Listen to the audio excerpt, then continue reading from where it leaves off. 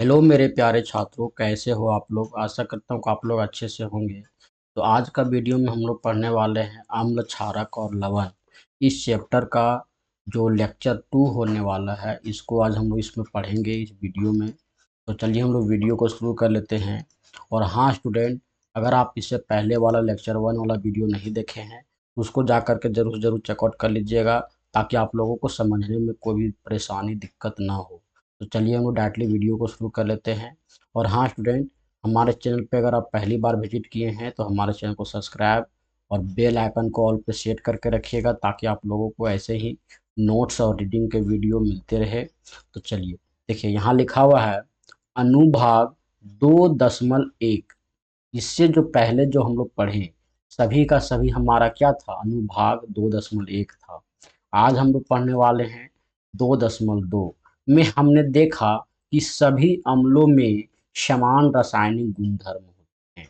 ठीक है, गुणधर्मों में समानता क्यों होती है।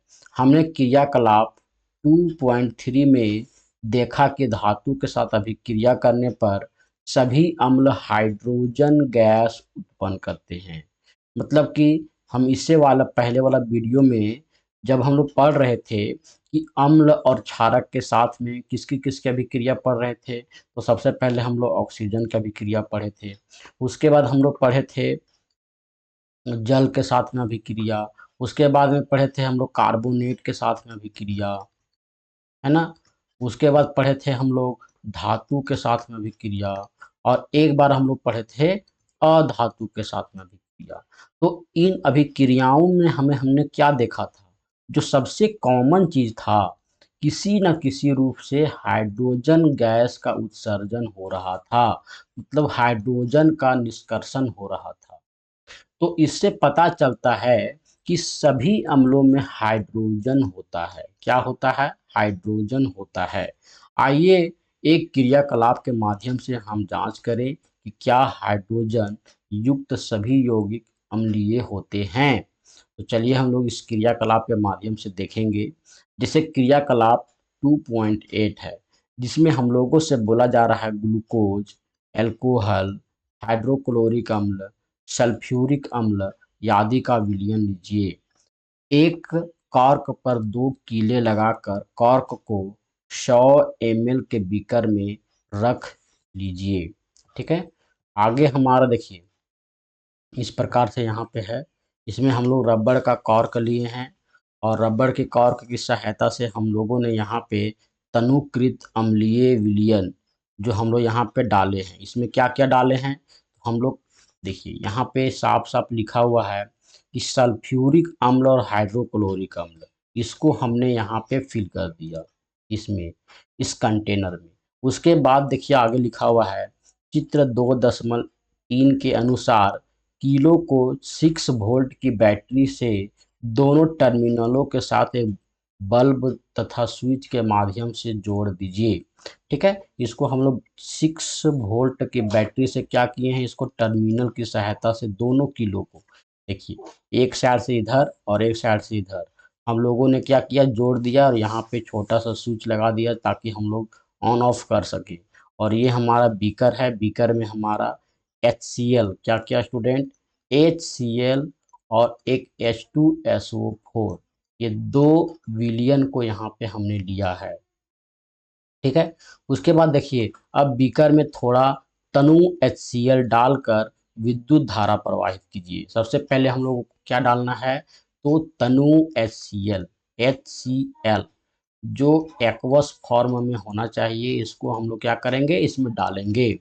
उसके बाद बोल रहा है कि इसमें विद्युत धारा प्रवाहित कीजिए। तो बैटरी की सहायता से जो हमने यहाँ पे सर्किट तैयार किया है, इसके माध्यम से हम यहाँ पे स्विच को ऑन करेंगे और विद्युत धारा को प्रवाहित करेंगे। इसी क्रिया को तनु सल्फ्यूरिक अम्ल के साथ भी दोहराइए। मतलब कि यहाँ से HCl को क्या करेंगे, बाहर निकाल देंगे, और फिर हम लोग H2SO4 डाल करके फिर से हम लोग उसी परीक्षण को करेंगे और उसी अभिक्रिया को करवाएंगे।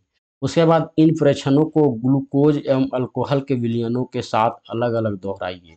और बाद में भी बोल रहा है कि ग्लूकोज के साथ में और अल्कोहल के साथ में भी इन परीक्षणों को कीजिए। अब आपने क्या परीक्षण किया, बल्ब क्या प्रत्येक स्थिति में जलता है, तो इसको आप लोग लैब में कीजिएगा तभी समझ में आएगा। तो जो अम्ल वाला रहेगा, जो अम्ल वाला कौन कौन सा है, तो HCl और H2SO4, ये दोनों में क्या होगा स्टूडेंट कि बल्ब जलेगा, बल्ब क्या होगा, जलेगा। लेकिन ग्लूकोज और अल्कोहल वाला में स्थिति में वो क्या होगा, तो इस समय बल्ब जलेगा, इस समय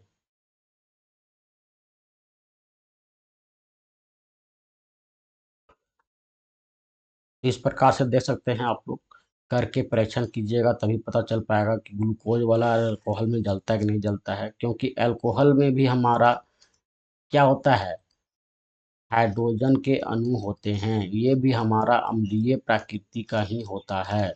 और ग्लूकोज हमारा क्या होता है, इसमें भी हमारा अम्लीय प्रकृति का होता है। तो अम्ल की स्थिति में बल्ब जलने लगता है, जैसा कि चित्र 2.3 में दिखाया गया है। परंतु आप देखेंगे कि ग्लूकोज एवं अल्कोहल का विलयन विद्युत का चालन नहीं करते हैं। देखिए यहाँ साफ साफ लिखा हुआ है, जैसे हमने बताया कि इन दोनों के स्थिति में सिर्फ बल्ब जलेगा, लेकिन जब हम लोग ग्लूकोज और अल्कोहल डालेंगे उस टाइम पे बल्ब नहीं जलेगा। ठीक है, क्यों नहीं जलेगा, क्योंकि ये अम्ल नहीं होते हैं, ये अम्ल नहीं होते हैं, ये तत्व हैं। उसके बाद आगे लिखा हुआ है, बल्ब के जलने से यह पता चलता है कि इस विलयन में विद्युत का प्रवाह हो रहा है। अम्लीय विलयन में विद्युत धारा का प्रवाह अम्ल में उपस्थित इन्हीं आयनों के द्वारा होता है। इन्हीं आयन, कौन सा आयन, तो H, जो हमारा हाइड्रोजन है, इसी के द्वारा हमारा क्या होता है, अम्लक में विद्युत धारा का प्रवाह होता है। आगे लिखा हुआ है, अम्लों का धनायन, अम्लों का क्या चीज, धनायन H+, तथा ऋण आयन HCl में Cl-, HNO3 में H NO3-, CH3COOH में CH3COO-, H2SO4 में SO2 और 2- होते हैं। क्योंकि अम्ल में उपस्थित धनायन H+ हैं, इससे ज्ञात होता है कि अम्ल विलयन में हाइड्रोजन आयन एक्वस उत्पन्न करता है, इसी कारण उनका गुणधर्म अम्लीय होता है। तो इस सेंटेंस को पढ़ने के बाद में आप लोगों को कुछ भी समझ में नहीं आ रहा होगा। देखिए मैं यहाँ पे समझा देता हूँ। सबसे पहले यहाँ पे देख लीजिए कि ये क्या है, ये हमारा है हाइड्रोक्लोरिक अम्ल। क्या है, हाइड्रोक्लोरिक अम्ल। उसके बाद यहाँ पे देखिए इसमें जो Cl है, ये Cl हमारा, इसमें माइनस आयन होता है। क्यों माइनस आयन होता है, क्योंकि Cl, इस प्रकार से Cl, और इधर भी H और इधर भी H, इसका एक अणु, इसका एक अणु, इसका एक अणु और इसका एक अणु, इस प्रकार से बॉन्डिंग में होता है। क्या होता है स्टूडेंट, बॉन्डिंग में होता है।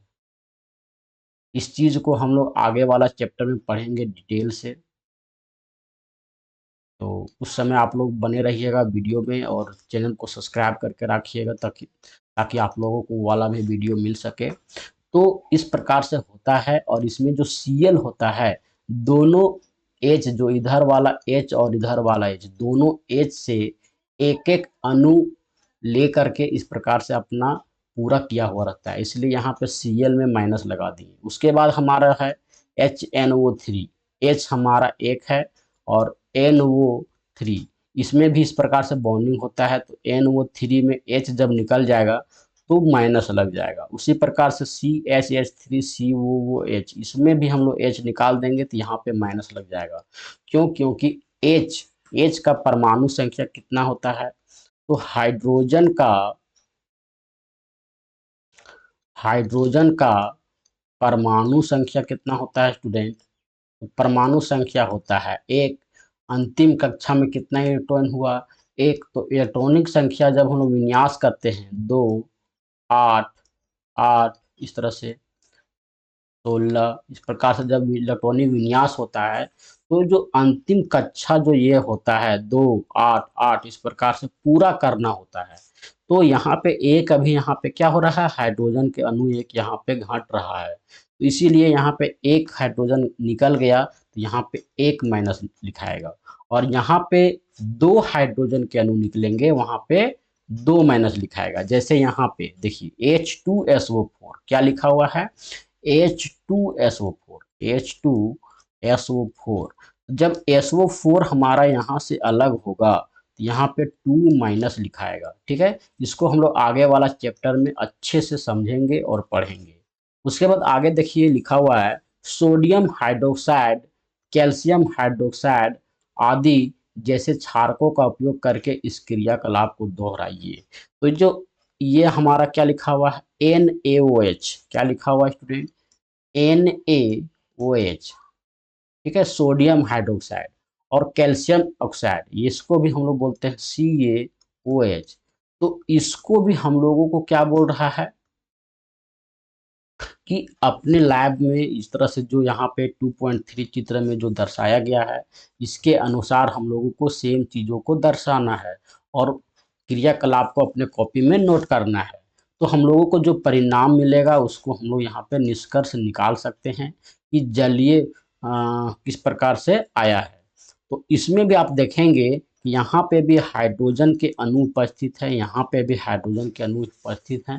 तो ये भी जब बाहर निकलता है तो ये भी हमारा H2 हाइड्रोजन गैस निष्कासित करता है, प्रवाहित करता है। तो इस प्रकार से हम लोगों ने समझ लिया कि जो समानताएं होती है, वो जो मुख्य समानताएं होती है वो होती है हाइड्रोजन अणु का।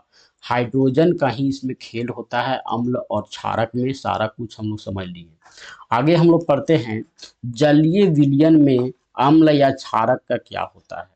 तो देखिए यहाँ पे जलीय विलयन का बात बोल रहा है ना। तो जलीय विलयन मतलब होता है एक्वस फॉर्म, एक्वस फॉर्म। तो एक्वस फॉर्म बनाने के लिए ही उसमें हम लोग क्या किए हैं, जल मिलाए हैं, मतलब कि H2O मिलाए हैं। तो क्या अम्ल केवल जलीय विलयन में ही आयन उत्पन्न करते हैं, इसकी भी जांच हम लोग यहाँ पे कर लेते हैं, जिसका क्रियाकलाप दिया हुआ है 2.9, और इसको भी बारीकी से हम लोग समझ लेते हैं। देखिए क्रियाकलाप में क्या किया गया है, एक स्वस्थ एवं शुष्क प्रखनली में 1 ग्राम ठोस NaCl, इसको क्या बोलते हैं, सोडियम क्लोराइड दीजिए तथा 2.4 के अनुसार उपकरण व्यवस्थित कीजिए। इसके अनुसार इस प्रकार से उपकरणों को व्यवस्थित करना है। एक चिमटा लेना है, उसके बाद 2 प्रखनली लेना है, और प्रखनली में देखिए इस प्रकार से चिमटे की सहायता से पकड़ना है, हाथ से नहीं पकड़ना है। क्यों? क्योंकि जो अम्ल होते हैं, अम्ल वो स्किन को जला सकते हैं, स्किन को डैमेज कर सकते हैं। क्या कर सकते हैं स्टूडेंट? स्किन को डैमेज कर सकते हैं। इसलिए आप लोगों को चिमटा की सहायता से इस प्रकार से पकड़ना है। उसके बाद आगे देखिए प्रखनली में कुछ मात्रा में सांद्र सल्फ्यूरिक अम्ल डालिए। तो हम लोगों को क्या करना है, सांद्र सल्फ्यूरिक अम्ल हाथ से नहीं डालना है, इस प्रकार से यहाँ ड्रॉपर, इसको हम लोग क्या बोलते हैं, ड्रॉपर बोलते हैं। तो ड्रॉपर की सहायता से हम लोग क्या करेंगे, इसमें सल्फ्यूरिक अम्ल डालेंगे। उसके बाद बोल रहा है आपने क्या परीक्षण किया, क्या निकास नली में कोई गैस बाहर आ रही है। और उसमें डालने के बाद हम लोग यहाँ पे क्या करेंगे, एक कैप लगा देंगे, कॉर्क लगा देंगे जो रबड़ का रहेगा। इसको लगाने के बाद इस प्रकार से एक पाइप डाल देंगे, जिससे हम लोग यहाँ पे पता करेंगे कि क्या इससे हाइड्रोजन गैस निकल रहा है या कोई भी गैस उत्सर्जित हो रहा है क्या। तो देखेंगे यहाँ पे आगे लिखा हुआ है इस प्रकार उत्सर्जित गैस की सूखे तथा नम नीले लिटमस पत्र पर जांच कर सकते हैं। तो देखिए ये यहाँ पे नीला लिटमस पत्र लिया गया है। कैसा लिटमस पत्र लिया गया है, नीला। क्यों नीला लिया गया है स्टूडेंट? क्योंकि इसमें हम लोगों ने अम्ल डाला है, और अगर हम लोग यहाँ पे लाल लिटमस पत्र लेंगे तो यहाँ पे कोई भी प्रभाव जो है नहीं पड़ेगा। इसलिए हमने क्या किया, यहाँ पे नीला लिटमस पत्र लिया। और जब हम लोग नीला लिटमस पत्र लेंगे तो अब यहाँ पे क्या होगा कि जो नीला लिटमस पत्र है यहाँ पे लाल होने लगेगा। लाल क्यों होगा? क्योंकि यहाँ पे जो भाप यहाँ से उड़ रहा है ये सांद्र है, एक्वस फॉर्म में है, थोड़ा सा नमीदार है। तो ये इसमें मिलने लगेगा और घुल करके दे सकते हैं यहाँ पे लाल रंग का बना रहा है। देखिए यहाँ आप लोगों को मिटा देते हैं, साफ साफ दिख जाएगा। देखिए लाल कलर का यहाँ पे कुछ दिखाई दे रहा है। तो इसी प्रकार से बनता है। और चलिए हम लोग आगे देखते हैं क्या है। देखिए तो इस प्रकार से गैस गैस का HCl गैस का निर्माण हो रहा है और इसको हम लोग देख लिए। उसके बाद आगे लिखा हुआ है किस स्थिति में लिटमस पत्र का रंग परिवर्तित हो रहा है। तो किस स्थिति में हो रहा है, जब हम लोग नीला लिटमस पत्र हो ले रहे हैं उसी समय उसका रंग परिवर्तित हो रहा है। और जब हम लोग दूसरे कलर का जैसे लाल कलर का ले रहे हैं तो उसमें भी किसी भी प्रकार से रंग में परिवर्तन नहीं आ रहा है। उपरोक्त क्रियाकलाप के आधार पर आप निम्न के अम्लीय गुण के बारे में निष्कर्ष निकाल सकते हैं। शुष्क HCl गैस और HCl विलयन, पहला और दूसरा। अध्यापकों के निर्देश, यदि जलवायु अत्यधिक आर्द्र हो तो गैस को शुष्क करने के लिए आपको कैल्शियम क्लोराइड वाली शुष्क नली से प्रवाहित करना होगा। ये यहाँ पे निर्देश शिक्षकों के लिए दिया गया है कि जब जलवायु अत्यधिक आर्द्र हो, मतलब कि बरसात का मौसम हो, तो इस समय आप लोगों को क्या करना है, कैल्शियम क्लोराइड वाली शुष्क नली में प्रवाहित करना होगा। मतलब कि इसमें आप लोगों को एक चीज़ और यूज करना पड़ेगा जिसका नाम है कैल्शियम क्लोराइड। देखिए कैल्शियम क्लोराइड यहाँ पे लिया गया है और कैल्शियम क्लोराइड को यहाँ पे इस नली में प्रवाहित करना पड़ेगा। ठीक है, तो इस प्रकार से यहाँ पे समझ में आ गया होगा।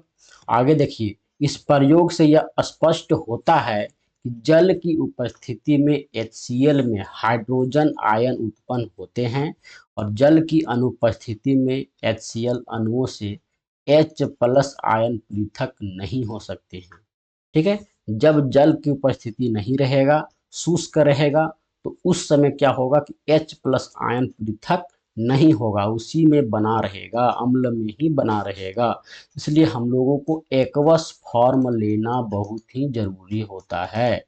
तो देखिए यहाँ पे HCl है, इसमें हम लोग H2O मिलाएं। H2O का मतलब होता है जल को मिलाएं। और हमारा जो लवण बन रहा है H3O, इसमें 1+ लिखा है। तो 1+ इसलिए लिखा हुआ है कि हमारा जो यहाँ पे H है पहले से 2 था, अब कितना बन गया है, तो अब हमारा बन गया है 3। तो 3 बन गया है तो कितना बढ़ा, 1 बढ़ा, तो इसलिए यहाँ पे हम लोग 1 लिखे हैं प्लस। और Cl, यहाँ पे देखिए, यहाँ पे पहले से हाइड्रोजन के अणु उपस्थित थे, है कि नहीं।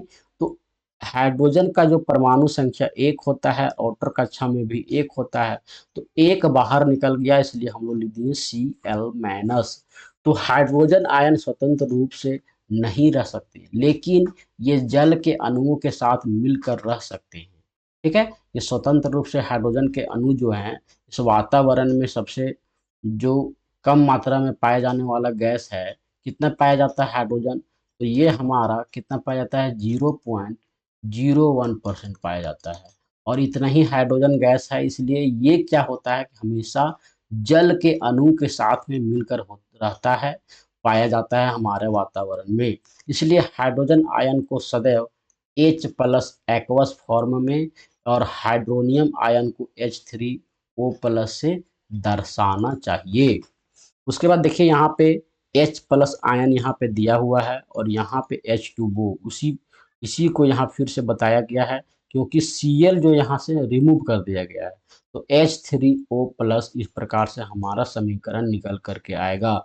तो हमने देखा कि अम्ल में H3O+ अथवा H+ एक्वस आयन प्रदान करते हैं।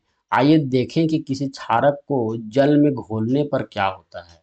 अब हम लोग इसी परीक्षण को क्या करते हैं, क्षारक के साथ में भी दोहराते हैं। तो क्षारक के साथ में दोहराएंगे तो क्या प्राप्त होगा, यहाँ पे देख सकते हैं NaOH। NaOH हमारा क्या है, तो NaOH हमारा है सोडियम हाइड्रोक्साइड। क्या है, सोडियम हाइड्रोक्साइड। ये हमारा क्षारक है, क्षारक। और क्षारक को जब हम लोग H2O के साथ में मिला करके अभिक्रिया करवाएंगे तो हम लोगों को प्राप्त होगा Na+। Na+। क्यों? क्योंकि यहाँ पे हमारा OH जो था वो हमारा यहाँ से रिमूव हो गया, ठीक है, और ये एक्वस फॉर्म में प्राप्त होगा। और OH माइनस ये भी हमारा एक्वस फॉर्म में ही प्राप्त होगा। उसी प्रकार से पोटेशियम हाइड्रोक्साइड के साथ में भी किया गया है, तो पोटेशियम हमारा एक्वस फॉर्म में प्राप्त होगा और OH हमारा एक्वस फॉर्म में प्राप्त होगा। इसी प्रकार से MgOH2 के साथ में भी किया गया है। तो क्षारक जल में हाइड्रोक्साइड आयन उत्पन्न करते हैं। क्या करते हैं? हाइड्रोक्साइड आयन उत्पन्न करते हैं। तो अभी तक मैंने क्या क्या पढ़ा कि जो अम्ल होता है हमेशा H प्लस आयन उत्पन्न करता है। क्या करता है? H प्लस आयन उत्पन्न करता है। ये कौन करता है? तो अम्ल करता है। कौन करता है स्टूडेंट? अम्ल करता है। लेकिन जब हम लोग क्षारक की बात करते हैं, क्षारक, तो क्षारक क्या करता है? OH माइनस आयन उत्पन्न करता है। इसको हम लोग आयन बोलते हैं। क्या बोलते हैं? आयन। तो क्षारक क्या करता है? OH माइनस आयन उत्पन्न करता है और अम्ल क्या करता है? H प्लस आयन उत्पन्न करता है। उसके बाद देखिए आगे हमारा एक टॉपिक यहाँ पे दिया गया है। क्या आप जानते हैं सभी क्षारक अम्ल में घुलनशील होते हैं? क्षारक को हम लोग जल में क्या कर सकते हैं? घुल सकते हैं, घोल सकते हैं। जल में घुलनशील क्षारक को क्षार कहते हैं। क्षारक को जो जल में घुलनशील होते हैं उसको हम लोग क्षार कहते हैं। इसका स्पर्श साबुन की तरह स्वाद कड़वा होता है तथा प्रकृति संक्षारक होती है। जो क्षार होता है, जो जल में घुलनशील होता है, इसको छूने पर फिसलने पर वालापन महसूस होता है, फिसलता है। मतलब कि ये साबुन की समान स्पर्श होता है और स्वाद क्या होता है? कड़वा होता है तथा प्रकृति इसका संक्षारक होता है। इन्हें कभी भी छूना या चखना नहीं चाहिए। इसको छूना चखना नहीं चाहिए क्योंकि ये हानिकारक होते हैं। सारणी 2.1 में कौन से क्षारक क्षार हैं हम लोगों को बताना है। तो 2.1 सारणी कहाँ पे दिया हुआ है? आगे दिया हुआ होगा, देख लेते हैं। पीछे ही होगा स्टूडेंट। ये 2.1 सारणी आप लोग देख लीजिएगा खोज करके। तो इसमें आप लोगों को बताना है कौन सा क्षारक जो है वो क्षार है। क्षार कैसे पता करेंगे? जो जल में घुलनशील रहेगा उसी को हम लोग क्षार कहेंगे। अब तक हम जान चुके हैं कि सभी अम्ल H प्लस आयन तथा सभी क्षारक OH माइनस आयन उत्पन्न करते हैं। अतः अब हम उदासीनीकरण अभिक्रिया को निम्नलिखित रूप से व्यक्त करते हैं। अब हमने क्या पढ़ा था? एक पढ़ा था हमने उदासीनीकरण, पहले भी पढ़ चुके हैं। इससे जो पहले वाला जो लेक्चर क्लास है उसमें भी हम लोग उदासीनीकरण पढ़ चुके हैं। उदासीनीकरण का मतलब होता है कि यदि विलयन अम्ल का है, क्या है? अम्ल का है, और इसमें हम लोग क्षार मिलाएंगे तो ये विलयन का जो अम्लता जो है, अम्ल की प्रकृति है, वो घटने लगेगा। ठीक है, मतलब कि उदासीन होने लगेगा। और जब विलयन क्षारक हो, ठीक है, क्षारक हो, तब हम लोग उसमें अम्ल मिलाएंगे तो ये क्या होगा स्टूडेंट कि उस समय भी उदासीन होने लगेगा। पर क्या होगा कि क्षार की प्रवृत्ति घटने लगेगा। इस समय क्या हो रहा है? अम्ल की प्रवृत्ति घट रहा है, लेकिन जब क्षारक में अम्ल को मिलाएंगे तो क्षार की प्रवृत्ति घटेगा और हमारा जो लवण तथा जल है वो तो बनेगा ही। इसको पहले से हम लोग जान चुके हैं। तो इस प्रकार से अम्ल यहाँ पे दिया हुआ है और एक क्षारक दिया हुआ है। अम्ल के साथ में कोई भी हमारा क्या होता है? H हमारा आयन होता है, H प्लस होता है। और X यहाँ पे इसलिए लिखे हैं क्योंकि X के जगह में HCl भी लिख सकते हैं, H2SO4 भी लिख सकते हैं, है ना, HNO3 भी लिख सकते हैं। ठीक है, इस प्रकार से। तो ये हमारा अम्ल हो गया। और यहाँ पे M इसलिए लिखे हैं क्योंकि M के स्थान पर कुछ भी हम लोग ले सकते हैं। जैसे हम लोग ले सकते हैं Na और OH यहाँ पे ले लेंगे, है ना, KOH ले लेंगे। तो इस प्रकार से हमारा M के स्थान पर हमारा क्या हो जाएगा? M के स्थान पर हमारा हो जाएगा NaOH, M के स्थान पर हो जाएगा KOH, ये सभी आ जाएंगे। और ये वाला जो यहाँ पे HCl H2SO4 है ये हमारा X के स्थान पर आएंगे। तो जो अभिक्रिया करने के बाद में जो हमारा तत्व प्राप्त होगा लवण, वो हमारा M और X एक साथ में मिल जाएगा। क्या होगा? M और X एक साथ में मिल जाएगा और जल का अणु निर्माण करेगा जो हमारा होता है यहाँ वाला H और यहाँ वाला H दोनों मिला करके H2 हो जाएगा। और यहाँ पे एक ऑक्सीजन भी दिख रहा होगा, क्यों? क्योंकि क्षारक में हमारा कौन सा आयन होता है? तो OH माइनस होता है, और अम्ल में हमारा H प्लस होता है। तो जो OH में हमारा ऑक्सीजन है, वो ऑक्सीजन यहाँ पे एक रह जाएगा और इस प्रकार से जल का निर्माण कर देगा। तो इस प्रकार से आप लोग यहाँ पे भी देख सकते हैं, अच्छे से समझाया गया है। उसके बाद आइए देखें कि अम्ल या क्षारक में जल मिलाने पर क्या होता है। अम्ल और क्षारक में जल मिलाएंगे तो क्या होगा? तो क्रियाकलाप इसके लिए अलग से दिया गया है। 2.10, एक बीकर में 10 ml जल लीजिए। एक बीकर लेना है और उसमें 10 ml जल लेना है। इसमें कुछ बूंदे सांद्र सल्फ्यूरिक अम्ल H2SO4 की डालकर धीरे धीरे घुमाइए। यहाँ पे मैं फिर से याद दिला दूं कि आप लोगों को कभी भी सांद्र सल्फ्यूरिक अम्ल में 10 ml जो जल लिए उसको नहीं मिलाना है, उल्टा नहीं करना है। कभी भी जल में सांद्र सल्फ्यूरिक अम्ल को या HCl को मिलाना है धीरे धीरे, ताकि अभिक्रिया धीरे धीरे हो, उसका इंटेंसिटी कम हो। ठीक है। बीकर में आधार का स्पर्श कीजिए। क्या तापमान में कोई परिवर्तन आया? क्या प्रक्रिया, क्या ऊष्माक्षेपीय अथवा ऊष्माशोषी है? तो ऊष्माक्षेपीय और ऊष्माशोषी के बारे में भी हम लोग समझ चुके हैं। पिछले जो हमारा अध्याय था उसमें हमारा ये टॉपिक हम लोग पहले ही समझ चुके हैं कि ऊष्माक्षेपी क्या होता है। ऐसा अभिक्रिया जिसमें हमारा बीकर जो है गर्म हो जाए, मतलब कि गर्म महसूस हो, जहाँ पे क्लोरीन गैस, हाइड्रोजन गैस, ये सभी चीज़ें उत्पन्न हो।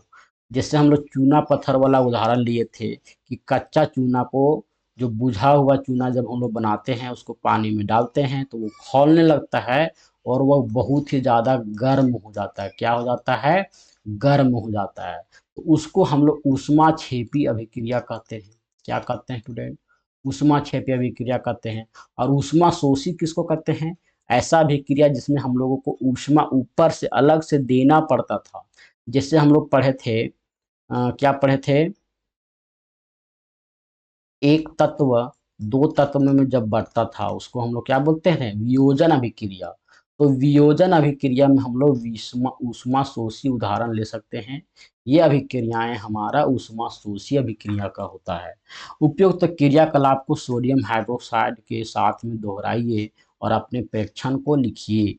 और इस अभिक्रिया को हम लोगों को क्या करना है? सोडियम हाइड्रोक्साइड के साथ में भी करना है। तो सोडियम हाइड्रोक्साइड हमारा क्या हो जाएगा? ये हमारा हो जाएगा NaOH। ठीक है, NaOH। तो NaOH हमारा क्या है? क्षार है। क्या है? क्षार है। तो आप लोगों को नजर क्या आएगा कि जिस समय हम लोग अम्ल के साथ में करेंगे उस समय हमारा क्या होगा कि H प्लस आयन उत्पन्न होगा, और जिस समय हम लोग क्षार के साथ में करेंगे उस समय हमारा OH माइनस आयन उत्पन्न होगा। जल में अम्ल या क्षारक को घुलने की प्रतिक्रिया अत्यंत ऊष्माक्षेपी होती है। जल में सांद्र नाइट्रिक अम्ल या सल्फ्यूरिक अम्ल को मिलाते समय अत्यंत सावधानी रखनी चाहिए।